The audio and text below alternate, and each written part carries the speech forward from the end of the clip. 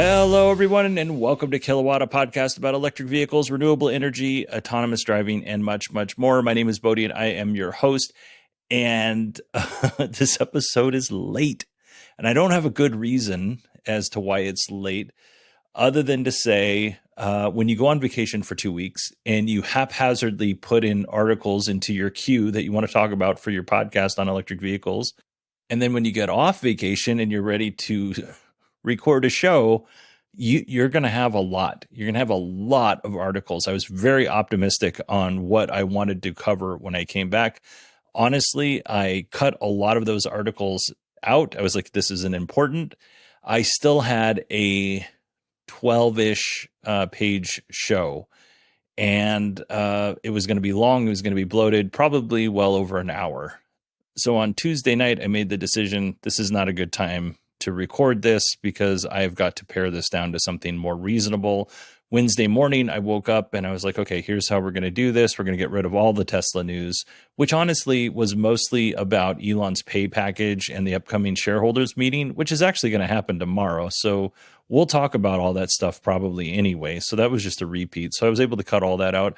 I added a few more things, took away a few more things, and this is the show you got today. So hopefully you enjoy it. I apologize it's a little bit late, but yeah, I wanted to do so much.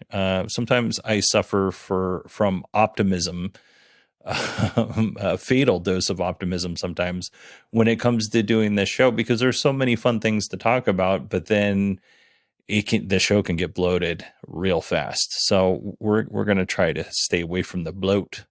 So let's go ahead and jump into the EV news. Qmerit is known for installing electric vehicle supply equipment, which is what we all call a wall charger, right? For your home, level 2 wall charger. And they don't actually do the install. Qmerit, they put you in touch with an electrician, and the electrician comes in and does the install. I actually did this for my house. It worked out really well. I could have saved a little bit of money by just going to the electrician directly, but I felt like if I had a problem, I could go to Qmerit and Qmerit would fix it, versus if I went to some random electrician, I may or may not get it fixed. So I paid a little bit more for the name, basically. And by the way, everything worked out fine. The electrician did a good job. Qmerit was great to work with. No problems there. But I digress. So let's get back to the topic at hand. Can you see why the original episode was bloated?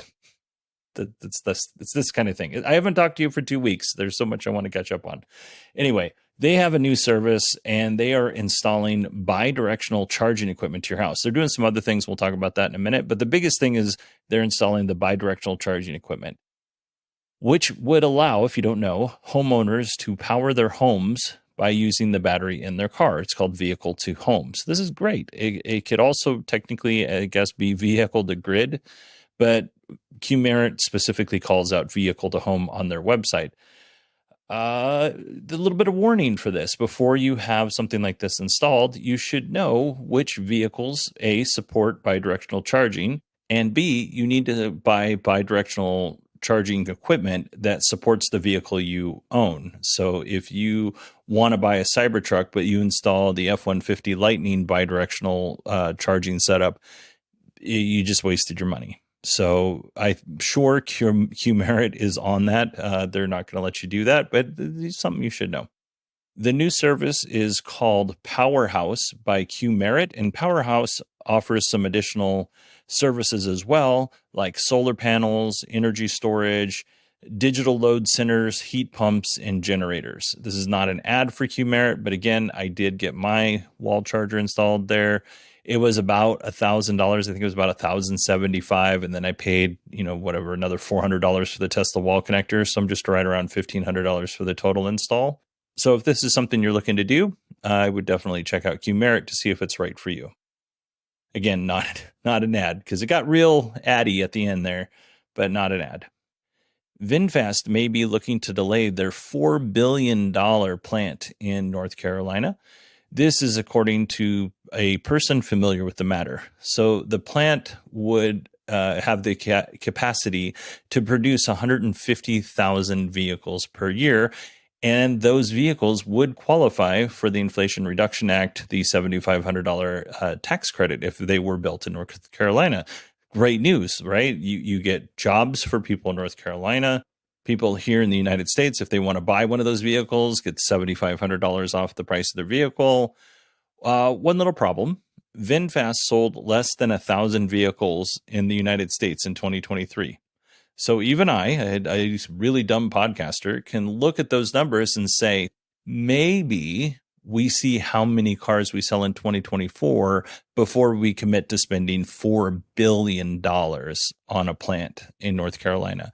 Now, VinFast is a part of Vingroup, which is a big conglomerate in Vietnam, sort of like Samsung or Hyundai. So I say all that to say that VinFast is not your typical EV startup. It is an established company in Vietnam. It's part of a conglomerate. If they wanted to spend the money, they probably could, but the numbers need to make sense. And right now, the numbers don't make sense. Speaking of the numbers not making sense, Faraday Future delivered 10 FF91 EVs in 2023. So if you don't know what a Faraday Future is, Faraday Future was one of the early EV startups when Tesla was still selling the Model S and maybe the Model X. In 2016, there were two companies that I talked about when I started this podcast regularly. Faraday Future and Tesla, and then it became Lucid.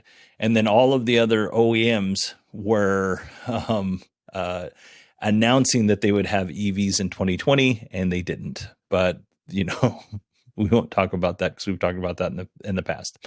So Faraday Future looked like it had a future way back when. They were going to build a big factory outside of Las Vegas. They actually showed off the FF91 at CES. I can't remember exactly which year, but in the video, it shows the FF91. I believe, if my memory is correct, it's leaving the stage and it drives through a parking lot, and then it's supposed to park itself and ends up bumping into a car. Still very impressive. I don't know if it was faked or rigged or not. Nobody's come out and said it was, but it was a very impressive demo. It's got a bunch of LiDAR on it. There's a lot of tech in this vehicle. Anyway, Faraday Future went through a bunch of problems financially, and they also had a bunch of people leaving at the upper end. It seemed like this company was going to go out of business so many times. And then last year, they built their first FF91, which honestly looks like a futuristic station wagon. Like if you think of the station wagons from the 70s and 80s, and then you make that look like what people in the 70s and 80s thought cars would look like in the 90s, maybe even in the 2000s, that's what an FF91 looks like. It's a big car. I actually saw it at CES when I went there in 2023. This car has a base price of $309,000. And like most vehicles, you have two choices. You can buy one, you can lease one. Now, I can't remember whether or not I mentioned this already, but they sold 4 and they leased 6 of them. So again, if you wanted to buy it, starting price is $309,000. And actually, I think that was just the price. I think they gave you everything for the $309,000 because, budget. But if you wanted to lease one, you had to put $15,000 down, and then it's $4,990 a month. You lease it for 36 months and you get 12,000 miles a year. So even if you lease this vehicle, you're not getting a great deal. Right now, according to SEC filings, it costs Faraday Future about $4 million per vehicle to produce. So those 10 cars, and I think it was a little bit more than $4 million. So those 10 cars cost Faraday Future right around $46 million to produce. Obviously, that'll get better as they're able to scale up. I don't know what scale looks like when you're selling a car for $309,000. I would imagine it's in the hundreds or low thousands and not in the hundred thousands. At one time, Faraday Future did talk about putting out a car that I think was around the $50,000 mark, and this is in the mid to late 2010s, so 2017, 2018. I would imagine that car would probably be in the $60,000, $70,000 range now based on inflation and how much cars cost at the moment. I think it'd be a little bit harder for them to hit that $50,000 mark. But yeah, this is not obviously great news for Faraday Future, but they didn't ship any cars in 2022, so 10 cars in 2023 is a significant improvement. Let's move on to General Motors. If you're wondering what the status is on GM's access to the Supercharger network, it's still on schedule. Mary Barra made a comment that it would be later 2024 or something like that. And then a bunch of comms people at GM said, no, it's on schedule in 2024, but they didn't exactly say when in 2024. I know there were some dates thrown out. I don't know how reliable they are, but we'll just say GM vehicles are going to get access to the Supercharger network sometime in 2024. All right, I got a few more GM stories here. Marissa West, who is GM's Senior Vice President and President of Global Markets Leadership Team, she has 2 titles there, said that the next generation Chevy Bolt is on track to be the most affordable EV offered in the United States. So at the moment, that would be less than $30,000 because the Nissan Leaf comes in at $29,280. However, Stellantis CEO Carlos Tavares said that Jeep has plans to release a $25,000 or less EV in the United States very soon. He didn't elaborate on when very soon was, and we don't have any further information on the vehicle. But if GM wanted to stay competitive with that very affordable Jeep, it would be right around the $25,000 mark. And honestly, I think that GM could probably hit that $25,000 mark for the Chevy Bolt EV if they wanted to. It would probably require them to keep that vehicle very simple. But as long as they keep the spirit of the Chevy Bolt that so many people love, I don't think that's going to be a problem. Like if they take it and they strip it down and make it soulless and make it into something that is a money grab, even at a very low profit margin, I don't think people are going to respond to it. But the Bolt's a good car. The Bolt's a cool car. The styling isn't something I'm a huge fan of, but I know a lot of people love that vehicle.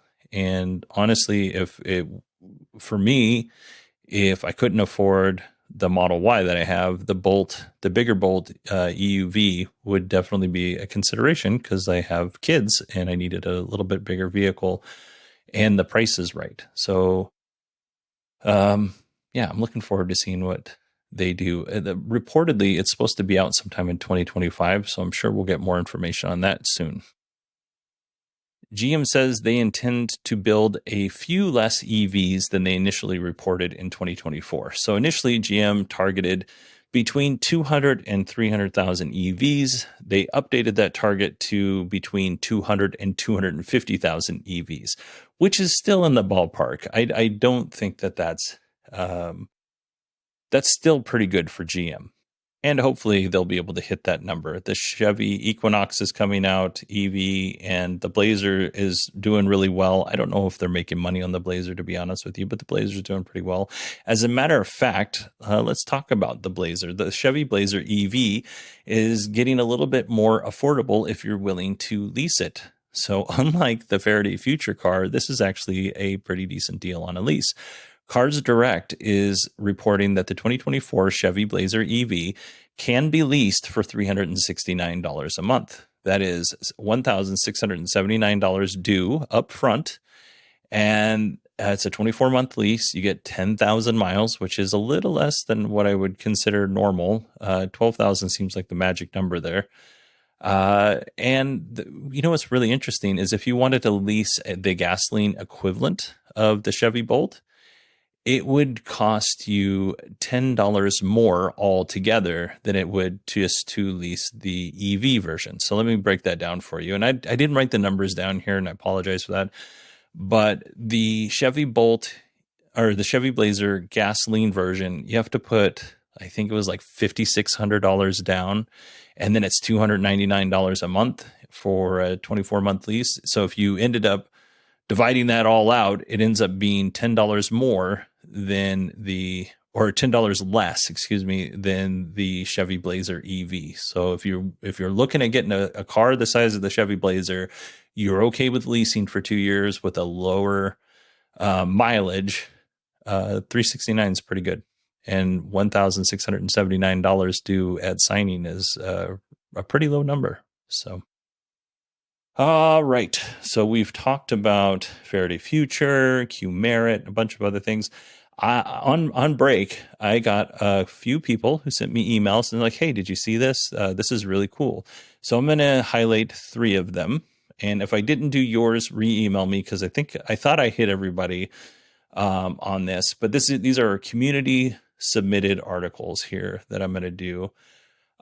First up is Bruce. Bruce sent me an email about the ECO Car Challenge. Now, I've never heard of the ECO Car Challenge, but the companies and organizations involved in this challenge include General Motors, Argonne National Laboratory, U.S. Department of Energy, and MathWorks. So the premise of this is 15 North American universities team up, or excuse me, there are 15 different teams from the North American universities, and they're given a 2023 Cadillac Lyriq EV with the goal of optimizing energy efficiency while maintaining performance and driving experience. Sometime in the fall of 2023, the teams received their Lyriq and they began re-engineering the vehicle.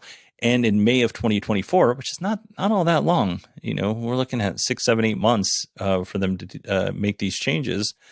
They began re-engineering the vehicles, and they had a series of tests that they had to go through. Now I'm not going to go over the evaluation process. I'll just say that the top score that a team could get was 1,000 points. The Ohio State Wilberforce University, they teamed up. They actually took first place with 781 points out of 1,000. Georgia Tech took second with 756 points. And McMaster University ended up taking third with 750 points. I don't know where everybody else scored in the competition, but those are all pretty close in my book. And a big congratulations to all the teams who competed.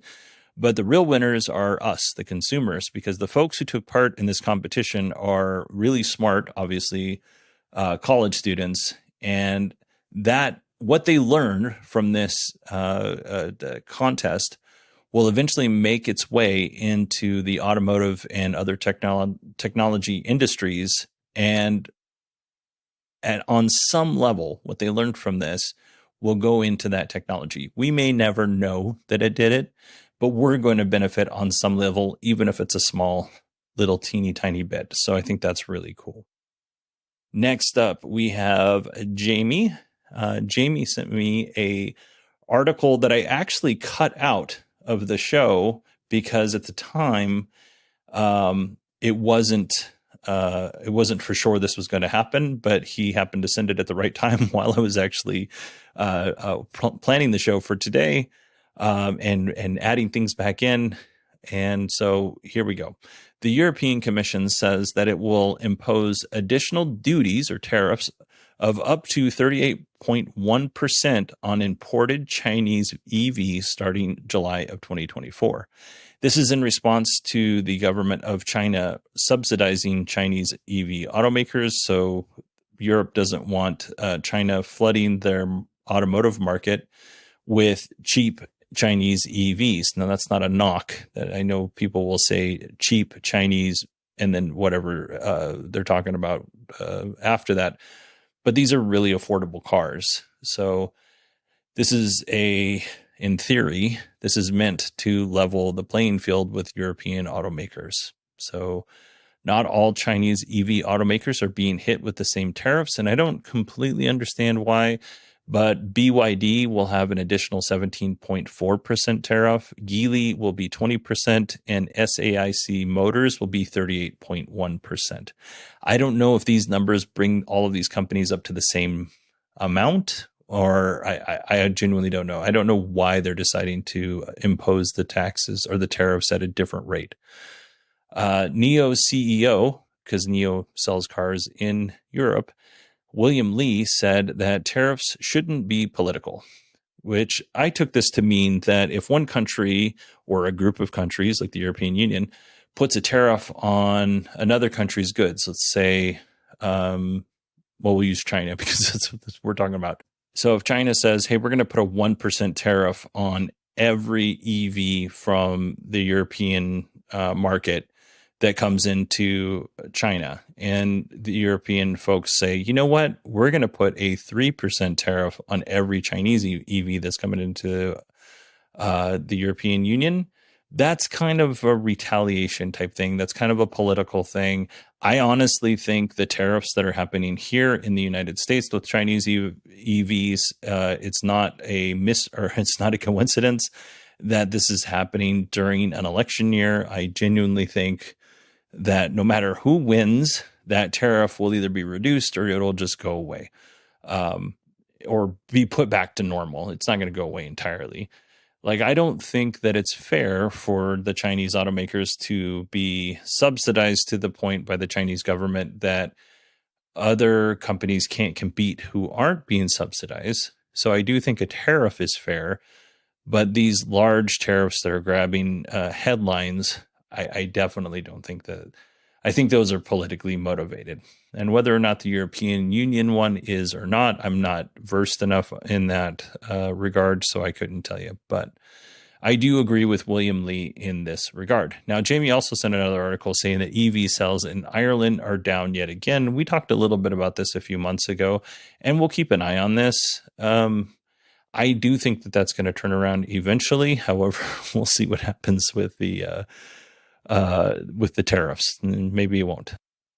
All right. Finally, Graham, or Kiwi Graham in the Patreon, sent us this over the Patreon chat. I don't know if you know this, and I'm going to do a quick Patreon plug at the end of the show here. We have a chat on Patreon. So members of the Patreon can actually go in there and we can chat about what happened, what we talked about during the week. We can chat about, honestly, it's pretty loose. You can chat about whatever you'd like, really. I'm not, unless it's profane or abusive, I'm not going to really moderate it too much. But yeah, so we actually have a Kilowatt chat, and people are using it. Not a lot, but people are using it. And if you are a part of the Patreon and you didn't know we had a chat, we do. And I would definitely encourage you to use it. I pop in there every now and again as well.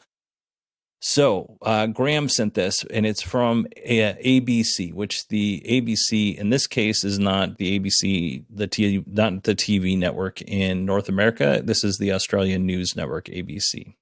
And the title of the article, or the gist of the article, is, "Are EVs better for the environment than ICE vehicles?" I know this is a subject we talk about a lot, but this article goes into a lot of detail, and they're basing this off of a study that was done. So they break the life cycle of a car down into 4 phases: manufacturing, production of the battery, that's for EVs, the time on the road, and the disposal and recycling of the vehicle at end of life, which includes the battery. Now, I am encouraging everyone to go and actually read this article, because there are a lot of really good graphs, and I don't know that I can fully do it justice on audio, but I'm going to give it a shot. Let's start with manufacturing. To manufacture an ICE vehicle, it takes about 8.4 tons of CO2, right? To manufacture an EV, it's about 7.5 tons of CO2. And if you're thinking to yourself right now, you're like, wait a second, I've always heard that manufacturing an EV creates more CO2 than manufacturing an ICE car. And well, you would be right, because that 7.5 tons of CO2 does not include manufacturing the battery. That is another 7.4 tons of CO2. So an ICE vehicle manufacturing, we're looking at 8.4 tons. And for the EV in total, we're looking at 14.9 tons of CO2. Now let's get to when you're on the road. Obviously, this is where most of the CO2 emissions come from for vehicles. So for this study, they actually used 189,000 kilometers as end of life. So as long as the vehicle is on the road for 189,000 kilometers, these numbers are accurate. If it died before or died after, things change. But this is very important for modeling. So it's 189,000 kilometers for EVs and ICE vehicles. So the CO2 that they measured for this came from, general maintenance that you have to have on your vehicle, and then the fuel or energy used to power your vehicle. Now, I do know that your tires, as they wear, they create pollution. They did not include this in any of in the study. And I only say that so that I know somebody's going to email me about that. Well, what about the tires? They didn't include it.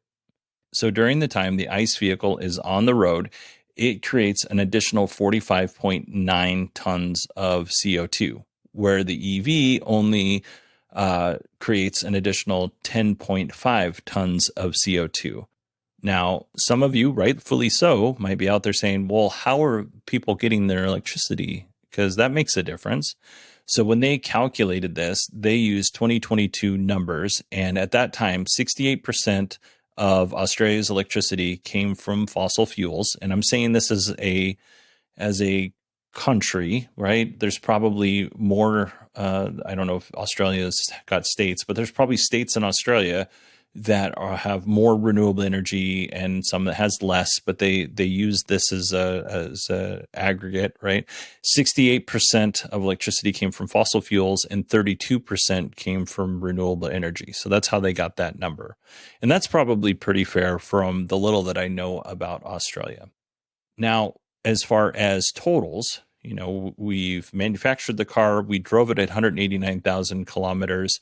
That gives us a total of 54.3 tons of CO2 generated for the ICE vehicle versus 25.4 tons of CO2 for the EV. Now, there is a point in the life cycle where the EV becomes cleaner than the ICE car. And that is at approximately, according to their study, 40,000 kilometers. Now, if you use cleaner energy to power your vehicle, that number can be less. If you use dirtier energy, it can be more, obviously, and there's a lot of factors in there, but it's right around 40,000 kilometers, which is what we've talked about in the past in that general area. And as you're looking at the chart, the curve really flattens out when you get to that 40,000 kilometer mark, whereas the ICE vehicle continues to grow and how much CO2 it's putting in the air. Now, in terms of end of life and recycling, they assumed in this study that all of the vehicles were going to be recycled at 189,000 kilometers. And since much of the vehicles, they can be recycled, they actually got a negative number. So because they were able to recycle it, the ICE vehicles we took 1.6 tons of CO2 out of their lifetime emissions. And the EV, we took 2.5 tons of CO2 out of its lifetime emissions. Obviously, if you don't recycle or you just leave the car in your front yard, that doesn't really do anything. The total tons of CO2, so we have the ICE vehicle is sitting at 52.7 tons of CO2 for its lifetime, and the EV is sitting at 22.9 tons of CO2. So pretty significant difference between the two. If you want to learn more about this, like I said, there's a lot of great graphs in the article. This is actually a really good article, and it was really easy to understand because I understood it. Actually, I was sitting with my daughter, Sierra, and her boyfriend, Brad, when I was reading this article for the first time after Graham had sent it, and I was showing it to them, and we were actually, we had a really good discussion on not only how good the article was, but just kind of the numbers in general, because I left out a lot of stuff. I tried to make it as show audio friendly, I guess, as I could, but there's so much more in there, and I would highly encourage everybody to go and check it out. All right, everybody, that is it for me this episode. On Thursday, Tesla has their shareholders meeting, which is, tomorrow. I'm going to try and get that show done on Thursday, but I got a lot to do. So it'll definitely be going out on Friday. So I hope you all enjoy that. That will be a longer show. All right, everybody. Thanks so much for listening. Go check out the Patreon if you're not a member. And I will talk to you all soon.